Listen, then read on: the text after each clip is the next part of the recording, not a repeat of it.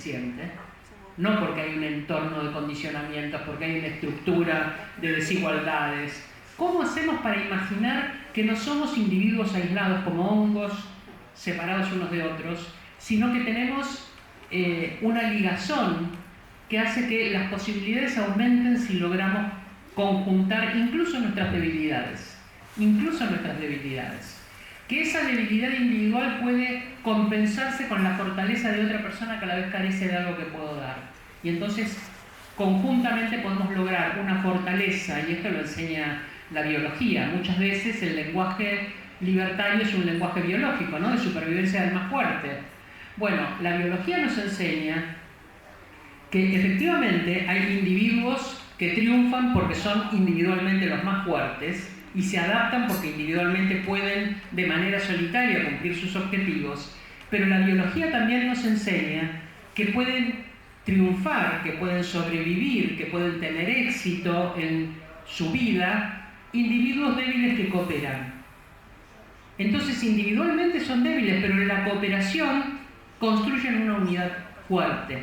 Y esto biológicamente está comprobado. Son dos modelos biológicos que se pueden tomar para pensar la sociedad. Cuando aparece esta idea de la supervivencia del más fuerte, de la capacidad, digamos, del darwinismo social, ¿no? Eso que aparecía como las especies que van sobreviviendo son las que tienen capacidad de adaptación, pasado a la sociedad era, bueno, el individuo que sobrevive es el que se puede adaptar. Pero ¿de qué manera? La sociobiología va a decir un individuo poderoso, individual, no necesariamente, puede ser un conjunto de individuos que logran cooperar, que saben cooperar, y que entonces las fortalezas del conjunto, no de cada individuo. Cada individuo separado no lo logra, pero conjuntamente sí se logra una situación de fortaleza frente a la adversidad. La adversidad no es algo que enfrento individualmente, lo enfrento cooperativamente. Y ahí aparece una cuestión muy importante. Yo dije, bueno, por un lado, no contemplo todas las alternativas en la elección racional, estoy siempre hablando de autonomía, no me olvido que estoy hablando de eso. Estoy hablando de autonomía. No considero todas las posibilidades, mi emocionalidad me marca un rango, valora de esas posibilidades entre cuales voy a tener un pensamiento, una evaluación, finalmente una elección, de acuerdo con las probabilidades. Ahí sí, por supuesto, cuentan las probabilidades. Pero por otro lado, hay un concepto que tiene que ver con los modos de la autonomía, pensando desde el punto de vista feminista, así como pensamos la cooperación como modelo y no la fortaleza individual, pensar que la autonomía también puede ser una autonomía relacional. Que no necesariamente la autonomía es la de un individuo que piensa un proyecto de vida, lo elige y lucha por ese proyecto de vida y tiene o no tiene éxito de acuerdo con sus estrategias. Sino que la autonomía relacional me hace ver que nunca soy un individuo aislado, nunca soy una persona aislada. Siempre soy una persona en comunidad. Esa comunidad va a establecer un efecto sobre mi vida y sobre mi manera de pensar las alternativas. Por ejemplo, me va a permitir imaginarlas. Entre las alternativas hay una distinción importante. Hay un filósofo, Carlos Nino, que yo quiero mucho, porque fue mi maestro, pero que murió muy joven. Es muy raro esto, ¿no? Y les habrá pasado con otras personas. Carlos Nino murió a los 49 años. Y cuando yo tuve 50, dije, tengo más edad que mi maestro. Tengo más edad que el que fue mi maestro y tengo que medirme, conseguir la vida con sus enseñanzas, con algo que él no hizo, no pudo hacer porque murió muy joven. Bueno, él hablaba de las alternativas relevantes. No es solamente tener alternativas. Se trata de tener alternativas relevantes, es decir, alternativas que realmente yo pueda seguir como curso de vida. Yo les daba antes el ejemplo de una carrera, y podríamos tomar otros ejemplos. Las alternativas, por ejemplo, un trabajo. ¿Cuáles son mis alternativas de trabajo? Si las mujeres tenemos prohibido la realización de determinados trabajos o la competencia es muy desleal y los varones son preferibles, aunque nadie lo diga, son preferibles para determinado tipo de tareas, nuestras alternativas se van debilitando. Entonces, las reales alternativas, las relevantes entre las cuales elijo, no son todas y a veces ni siquiera es un conjunto suficientemente amplio. A veces es como un embudo, mi vida, en el cual voy encajonándome hacia una única salida. Pensemos en la pobreza, pensemos en la falta de proyecto, pensemos en la supervivencia a través del comercio, del pequeño comercio de drogas. ¿Qué alternativa tuvieron esas mujeres a veces, esos pibes que son transas? ¿Entre qué están eligiendo? Yo recuerdo que cuando la primera función pública que tuve como defensora del pueblo, empecé a ganar más dinero que el que ganaba como docente universitaria. Entonces separé una parte de ese dinero para becar a un chico o a una chica que terminara su secundaria. Entonces el primer año bequé a una chica que terminó y que fue una salida maravillosa para ella, empezó a trabajar, se capacitó. Bueno, ahora cada vez que la encuentro me da una alegría profunda porque ella me dice, vos me diste la posibilidad y vos pensás, esa pequeña torsión de lo que eran sus alternativas en ese momento decidió que sus alternativas aumentaran. Pudo esforzarse o no, pudo hacer una carrera o no, pero ella hizo todo bien, pero tenía que tener la posibilidad y a veces no hay esa posibilidad. Su hermano dijo, yo también quiero tener esa posibilidad, pero no tenía la misma vocación de esfuerzo. Entonces yo les exigía que cuando les daba la beca tenían que venir una vez por mes a mostrarme el boletín, mostrarme cómo les estaba yendo, charlar un ratito. Entonces yo les daba su mensualidad y era para ellos, era para los adolescentes que lo manejaban ellos o ellas, que también era importante manejar su propio dinero, ¿no? La madre tenía 8 hijos, así que hubiera comprado leche y carne seguramente, pero la idea era que ellos pudieran manejar un poco de autonomía justamente para persistir en un proyecto propio. Y empecé a ver que cada vez tenía más faltas. Y le dije, ¿qué pasa? Y me dice, no, que me da vergüenza porque él tenía 14 años, había pegado el estirón, el famoso estirón, ya tenía un poco de bigotes y estaba en primer año. Entonces se burlaban de él porque medía medio metro más. Y afuera había unos pibes más grandes, de 18, 19, que empezaron a decirle, venite con nosotros, venía a trabajar con nosotros. Trabajar era salir de caño a robar, eso era trabajar. Y le pusieron un revólver en la mano, a ver qué te gusta. Y empezó, y le daban cerveza. Entonces empezó a no entrar a la escuela, a quedarse con los pibes. Compró una moto robada, lo encontraron con esa moto robada, lo metieron en la comisaría.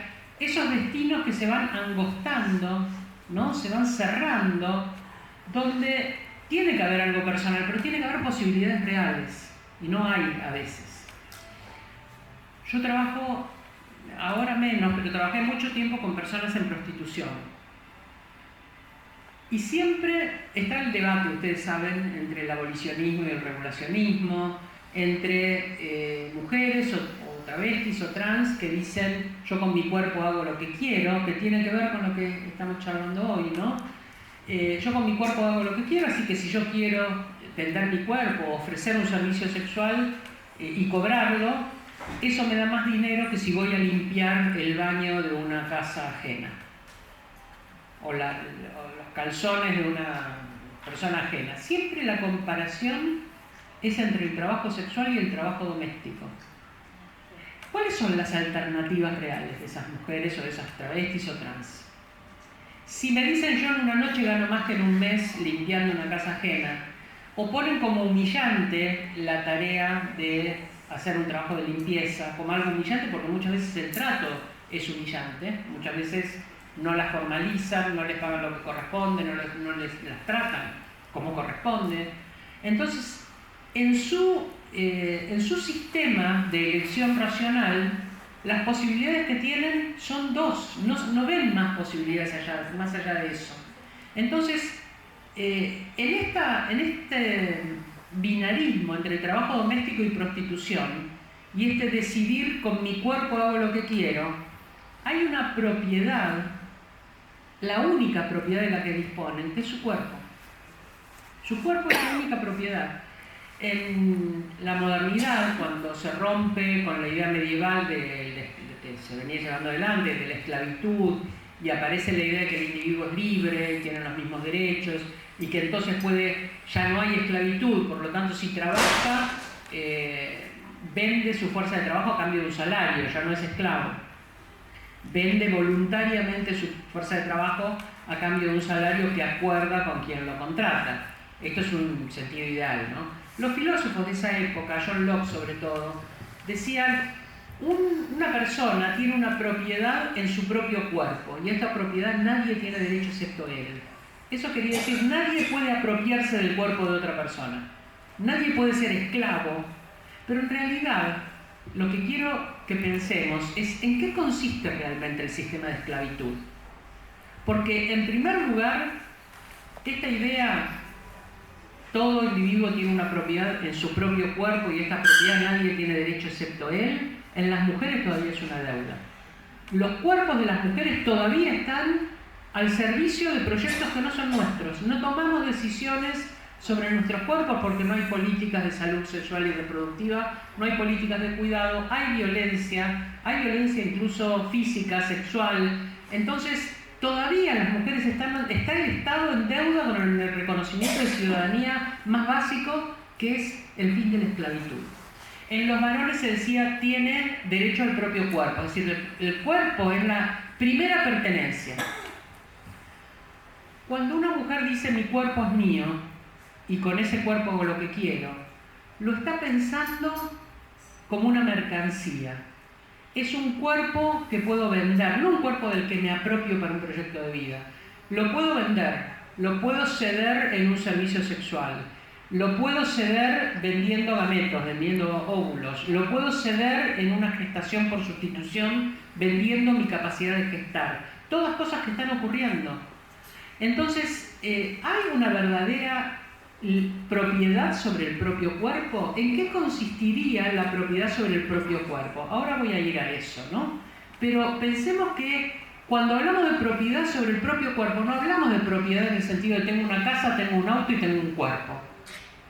Aunque hay un concepto tan mercantil sobre la propiedad, que muchas veces se habla de mi mujer o mis hijos, muchas veces los hombres hablan de mi mujer y mis hijos con un sentido de propiedad que es patrimonial. Es mío en el mismo sentido que es mi casa y mi auto, ¿no? Muchas veces cuando los varones se divorcian dicen no, el único que trabajaba era yo porque era el que tenía un salario. Así que el auto es mío, la casa es mía, o cuando los separan, le impiden el acercamiento porque hay violencia o hay abuso. Dije, a mí no me van a sacar mis hijos, porque son mis hijos, en un sentido de propiedad patrimonial, ¿no? Y mi mujer es mi mujer porque yo con su cuerpo hago lo que quiero. Y si se separa y se va con otro, o ya no me pertenece sexualmente, ya no le paso más dinero.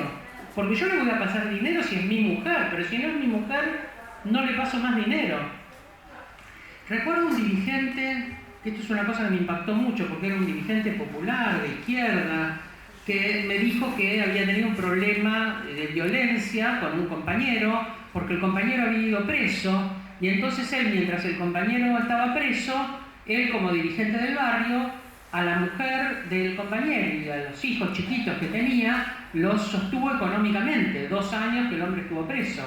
Ahora, él consideró con toda naturalidad que, como le estaba pasando dinero, esa mujer le debía un débito sexual. Entonces, cuando el compañero salió de la cárcel, se agarraron a piñas, por supuesto. Y él me decía a mí, pero desconcertado, pero yo le mantuve la mujer. O sea, te la estoy devolviendo, ahora la mantenés vos y es tu mujer, patrimonialmente. Pero mientras la mantuve yo, era mi mujer, tenía yo derecho a pedir un servicio sexual. Entonces, hay algo vinculado con la propiedad del cuerpo de las mujeres que es el origen muchas veces de la violencia, ¿no? Y si ese bien se le enajena, empieza a haber violencia. Si la mujer se quiere separar, hay violencia. Si la mujer hace otra pareja, hay violencia. Si la mujer le dice que él ya no la satisface, hay violencia. Porque esa violencia es la reacción frente a la pérdida de un patrimonio, de algo que les pertenece. Entonces, todo el mundo tiene una propiedad en su propio cuerpo, es un lema general que a veces ni siquiera los varones se encargan, porque muchas veces los varones tampoco eligen el proyecto de vida que desearían. No estamos hablando de algo desprovisto de rasgos que tienen que ver con la clase social, con la etnia, con la condición migrante, con incluso la corporalidad, el aspecto. Hay montones de otros aspectos que van a cifrar los destinos, ¿no? Pero entonces, cuando una persona en prostitución dice mi cuerpo es mío, ¿qué es lo que quiere decir? Y aquí quiero refinar un poquito el concepto de esclavitud. Una persona es esclava cuando no puede dirigir su cuerpo con su propia voluntad. El cuerpo, como primera pertenencia, como primera propiedad, el propio cuerpo, es algo que yo puedo mover y que puedo dirigir según mi voluntad. Voy donde quiero ir, vuelvo donde quiero volver, me muevo como me quiero mover.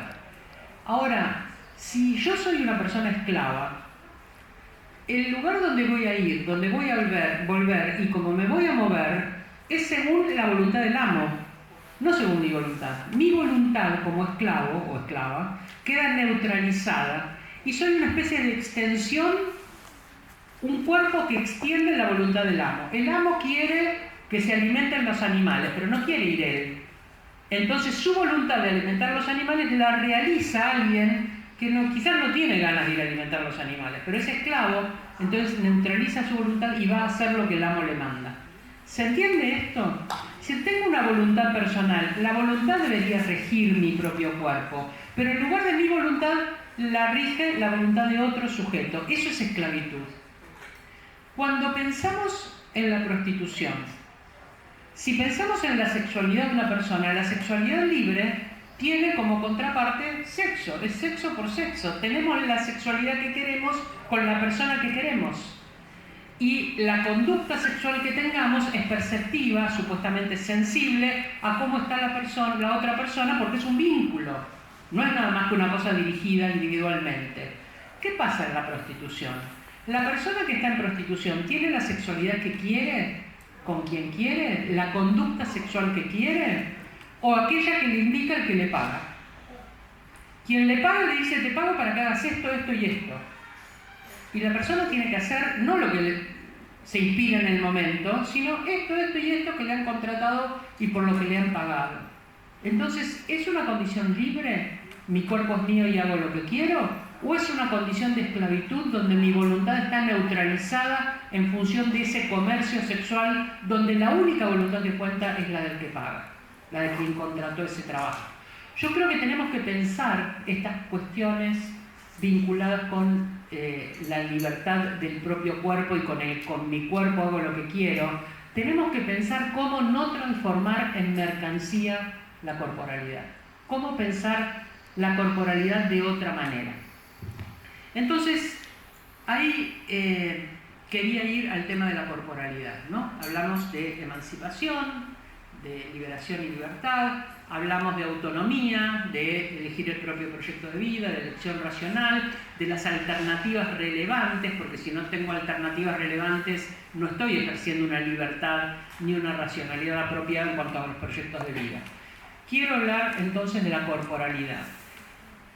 Hay en la filosofía de Husserl, que era un fenomenólogo, hay dos conceptos que a mí me parecen hermosos para diferenciarlos. Husserl distinguía entre el cuerpo, que es un cuerpo en tercera persona. Cuando yo veo el cuerpo, por ejemplo, soy médico, médica, y veo el cuerpo de un enfermo, o de una enferma, o de una enferma, de alguien que sufre, veo ese cuerpo y lo veo como un cuerpo material. Es el cuerpo de esa persona, un cuerpo en tercera persona. No está vivenciado ese cuerpo, está visto en tercera persona. Sobre mi propio cuerpo tengo otro tipo de percepción, que es la del cuerpo vivido. Entonces, Husserl distingue entre el cuerpo físico, que es el cuerpo que puede ser descrito, que puede ser observado, que puede ser medido, que puede ser objeto de una observación en general, y el cuerpo vivido. El cuerpo vivido no es un cuerpo expuesto a una tercera persona, es el cuerpo en primera persona, es un cuerpo que tiene una historia, es un cuerpo que se vive con una percepción del significado de esa corporalidad. Tengo una memoria en ese cuerpo que a veces deja huellas, como cicatrices, por ejemplo, la memoria de estrías de una lactancia, o de una cicatriz de un parto, o de un accidente, o tengo características personales de sensibilidad con ese cuerpo, cuál es mi condición erógena con ese cuerpo, qué es lo que me sensibiliza, qué es lo que me excita en mi corporalidad. Lo sé porque es un cuerpo vivido, es un cuerpo donde me han quedado huellas emocionales, algo que me produce rechazo, que me da miedo. Se instalan las emociones en el cuerpo. Cuando estoy nerviosa me duele la panza, o parpadeo, o tengo algún tipo de reacción física ante cierta emocionalidad que es personal. Y yo sé que me está pasando eso, pero no necesariamente es observable desde el exterior. Ese cuerpo vivido es algo que tenemos que recuperar. Nos tenemos que sencillamente enajenar nuestra vivencia y presentarnos como un cuerpo, como si nuestro cuerpo fuera solamente lo exterior y visible. Hay todo un camino de construcción de corporalidades deseables o no deseables. Hay todo un disciplinamiento de las corporalidades que tiene que ver con renegar de cualquier vivencia interna, de lo que me da trabajo, de lo que me da placer, para poner unos imperativos de cómo deben ser las corporalidades. Por ejemplo, ¿cómo deben ser las corporalidades del deseo? ¿Cómo sería un cuerpo deseable o deseado? Si aspiramos a tener una pareja, ¿qué corporalidad ponemos a circular? ¿Nuestra corporalidad vivida, nuestra emocionalidad puesta en el cuerpo? ¿O tenemos el imperativo de que los cuerpos del deseo tienen que tener ciertas características y me guste o no me guste, me voy a esforzar por encarnar esa característica? Bueno, ¿cuáles son esos imperativos que hay? ¿Por qué se producen esos imperativos? Muchas veces al servicio de otro tipo de intereses. Leía en las 12 de esta semana, del viernes pasado, no de este viernes, el suplemento de página 12, que había empezado a circular otra vez la imagen de fumar como una imagen glamorosa. Entonces se les pagan actrices, actores, jóvenes, influencers, como se dice a veces, ¿no? Personas que van a influenciar sobre la imagen de otras o la vida de otras personas, mostrando que fumar es algo muy glamoroso. Es un placer genial, sensual, fumando espero, bueno. Al hombre que yo quiera, al hombre. A quien yo quiera. No, pero decía, el tango dice al hombre que... Las mujeres que cantan dicen al hombre. Sí, Cristina Luque decía eso. Claro. Entonces, ¿por qué se pone a circular ese ideal de una imagen deseable o glamorosa? Porque hay una industria que está liquidándose, porque hay una serie de normas que logramos muy esforzadamente para proteger la salud, que no se fume en lugares públicos, etc. Entonces, ¿cómo se retoma eso? ¿Cómo se retoma esa necesidad económica de capitales concentrados? Yo recordaba ayer que había lo pienso especialmente con las tabacaleras porque es una industria terrible, ¿no? En primer lugar, lograron que provincias enteras abandonaran la pluralidad de sus cultivos para cultivar monocultivo de tabaco. Eso hicieron con Salta, para decir, bueno, les vamos a comprar toda la producción, así que solo cultiven tabaco porque les aseguramos la compra de toda la producción.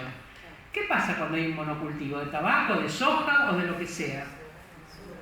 Pasa que, en primer lugar, lo que pasa por supuesto, con la tierra, con los nutrientes, etc.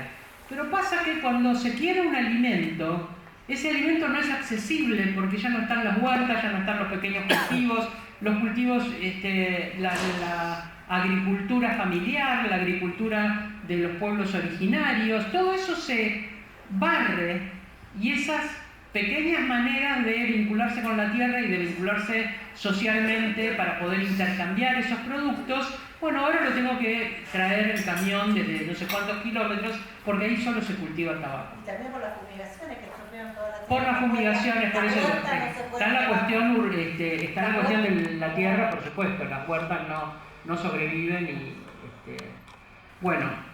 Entonces, está esta cuestión de tomar una provincia por asalto y decir, acá se cultiva esto, como está con las semillas transgénicas en la soja, etc. Por otro lado, este médico, que era un cardiólogo prestigiosísimo, se encuentra investigando la mala praxis de las tabacaleras en Inglaterra que hay una carta donde él dice que ya recibió los $25.000 correspondientes a haber entregado el informe prometido en el Senado. Resulta que este médico, insisto, era un profesional extraordinario, o sea, no es que corrompieron a cualquiera, porque cualquiera no habría tenido esa autoridad. Este cardiólogo era cardiólogo de Eduardo Menem, del senador, y era el periodo en que Carlos Menem era presidente. Entonces, como cardiólogo podía llegar a Eduardo Menem con un informe. El informe decía que los fumadores pasivos no tenían ningún daño, cosa que sabemos que es mentira. Si alguien no puede fumar en una oficina es porque fuma uno, fuman todos, o en un aula fuma uno, fuman todos. Entonces la idea del fumador pasivo que eligió no fumar, pero que sin embargo puede tener consecuencias cancerígenas por estar en espacios de fumadores, es un problema gravísimo, y eso conducía a que se tomaran normas para no fumar en espacios públicos. Entonces él decía, no hay datos que sostengan que los fumadores pasivos tienen algún tipo de riesgo de salud. Fíjense, ¿qué necesidad por $25.000 que para un profesional que no requería eso para vivir, porque era un profesional muy exitoso? Encuentran eso, lo investigan y por supuesto él era responsable y termina, si no me equivoco, suicidándose, pero no recuerdo bien cómo termina la historia de este hombre. Pero sí que a través de Eduardo Menem llegaban a Carlos Menem para impedir que hubiera una ley contra las tabacaleras. Ustedes saben que en las reuniones de este año, en el Senado y en diputados, el tema de las tabacaleras también estuvo presente. La cuestión de discutir los impuestos al tabaco. ¿Por qué se le ponen altísimos impuestos al tabaco? Porque, por un lado, no alentar que la gente fume, que resulte caro fumar. Por otro lado, porque el Estado tiene que recuperar la inversión que tiene que hacer en salud por las consecuencias de los fumadores. Entonces, esas consecuencias en salud que se atienden en un hospital público tienen como causa el enriquecimiento de las tabacaleras. Entonces, el impuesto es muy alto para compensar esa pérdida. Bueno, está recontra peleado todavía ahora, ya que han pasado 40 años y seguimos con las dificultades de los impuestos al tabaco. Yo fui legisladora y se discutió la cuestión de no fumar en los espacios públicos en la ciudad de Buenos Aires. Yo era legisladora en la ciudad y vinieron, por supuesto, de las tabacaleras a una audiencia para decir que esto iba a dejar, un hombre sobre todo se paró y fue muy enfático, diciendo, esto va a dejar sin trabajo a 3.000 personas, ¿cómo vamos a reconvertir laboralmente a quienes van a quedar sin trabajo si ustedes votan esta ley? Y a mí me pareció un punto importante. Si hay gente que está trabajando en una industria y se va a decir, bueno, esto no se hace más, ¿cómo nos comprometemos con el destino laboral de esas personas que quedan sin trabajo?